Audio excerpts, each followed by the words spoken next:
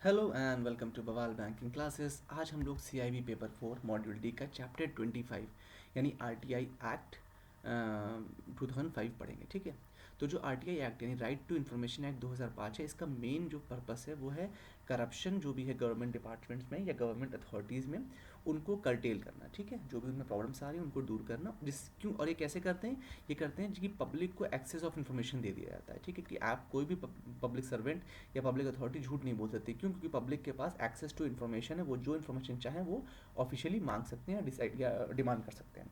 Before moving on, I request कि please subscribe the channel बवाल banking classes and also understand that this video is for educational purposes only. तो क्या applicability है, सबसे पहले ये देख लीजिए। जो ये RTI एक्ट है, ये सभी पब्लिक सेक्टर बैंक्स पर, जो भी अन्य इंस्टीट्यूशंस हैं जो गवर्नमेंट या पब्लिक अथॉरिटीज़ के द्वारा कंट्रोल किए जाते हैं, उनके ऊपर अप्लाई होते हैं इसके प्रोविजंस। ठीक है, जो इस एक्ट के अकॉर्डिंग जो पब्लिक अथॉरिटी है उसको जो भी ऑर्गेनाइजेशन से रिलेटेड डिटेल्स होते हैं, पर्टिकुलर्स होते हैं, जो ड्यूटीज़, फंक्शंस, पावर्स हैं, वो सब कुछ बतानी पड़ती हैं। ठीक है, और सब डिफाइन रहती हैं। जो डिसीजन मेकिंग में जो प्रोसीजर यूज़ हो रहा है, जो चैनल ऑफ सुपरविजन, अकाउंटेबिलिटी, वो सब इस पर एप्लीकेबल होता है। Rules, regulation, instructions, manuals, record, जो भी पब्लिक मतलब गवर्नमेंट के कंट्रोल में है या उसके सुपरविजन में है या उसके जो एम्प्लॉयज़ हैं जो ये चीज़ें प्रोवाइड कर रहे हैं, अनलेस वो पर्सनल इन्फॉर्मेशन ना हो, वो सारी information right to information act के अंतर्गत कवर की जाती है। RTI मतलब राइट टू इन्फॉर्मेशन पर क्या क्या एग्जेम्पन कहाँ देता है? उन चीज़ों से संबंधित चीज़ें वो नहीं बताएगा जो कि ट्रेड सीक्रेट्स होंगे उसके लिए। ठीक है, कोई भी मतलब इंटरनेशनल ट्रेड हो रहा है तो उसमें क्या चीज़ें अप्लाई हो रही हैं, वो चीज़ें वो नहीं बताता। क्यों? बिकॉज वो कंपटीशन के हिसाब से गलत हो जाएगा, इसलिए।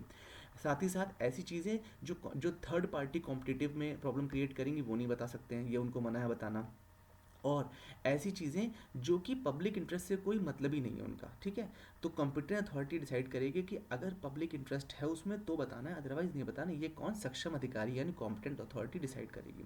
जो एक्ट है वो साथ ही साथ पर्सनल इन्फॉर्मेशन को भी एग्जेम्प्ट करता है। मतलब ये है कि आप जैसे मान लीजिए फॉर एग्जाम्पल कोई बैंक है, तो आप उसमें ये पूछ सकते हैं कि बैंक का इस बार प्रॉफिट कितना था, या मैंने ये अकाउंट अगर करवाया तो मुझे इसका स्टेटमेंट दे दिया, तो वो आपकी वो हो गई एक जनरल इन्फॉर्मेशन, वो आपको दे दिया जाएगा। ठीक है, या इस बैंक का किराया कितना है, या ये बैंक कब से इस्टेब्लिश हुआ है, वो दे दिया जाएगा। लेकिन अगर आप ये पूछें कि जो बैंक में जो मैनेजर है या जो स्टाफ है उनका घर के एड्रेस क्या है, तो वो नहीं बताया जाएगा, because this is personal information and not related to public information. ठीक है, ब्रांच की लोकेशन, एड्रेस, फ़ोन नंबर से आपको दिया जाएगा, लेकिन पर्सनल इन्फॉर्मेशन यानी कि जो वहाँ पे वर्किंग है, उसकी सैलरी कितनी है, या वो रहते कहाँ हैं, या वो बिलोंग, तो वो सब चीज़ें आप नहीं मांग सकते। ये हो गया पर्सनल इन्फॉर्मेशन से मतलब हो गया। ठीक है, क्योंकि इसको माना जाता है अनवांटेड इन्वेजन ऑफ प्राइवेसी, जो कि आप नहीं कर सकते।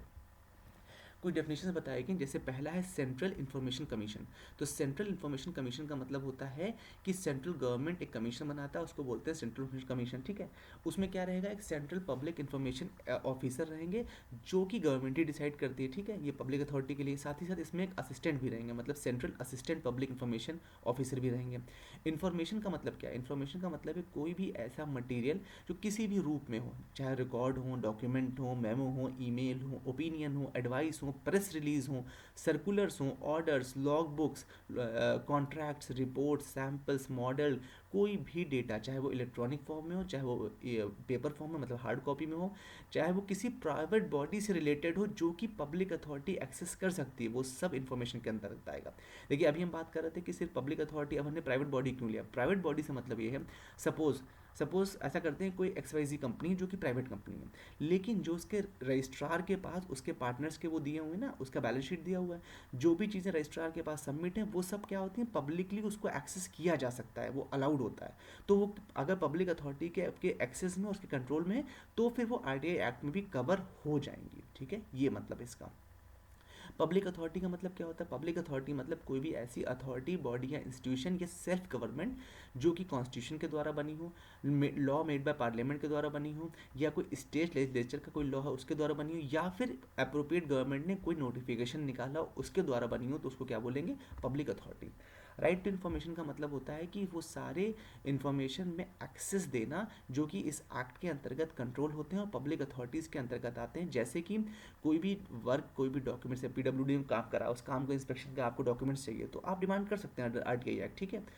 तो आरटीआई एक्ट में कि इसमें कौन सी क्वालिटी का सरिया यूज़ हुआ है, आप बताइए, पुल पुल जो बना है उसमें कौन सी क्वालिटी का सीमेंट लगा हुआ है, ये आप डिमांड कर सकते हैं पीडब्ल्यूडी डिपार्टमेंट से, वो बताएंगे आपको।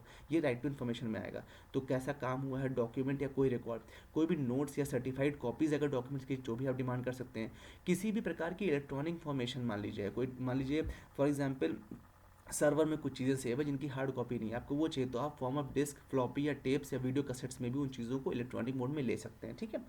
इसी तरह से सेंट्रल इन्फॉर्मेशन कमीशन, उसी तरह स्टेट इन्फॉर्मेशन कमीशन होता है जो कि स्टेट गवर्नमेंट बनाती है, ठीक है। बस इतना ही फर्क है, बाकी दोनों चीज़ें सेम है। With this we have come to end. I hope you like the session.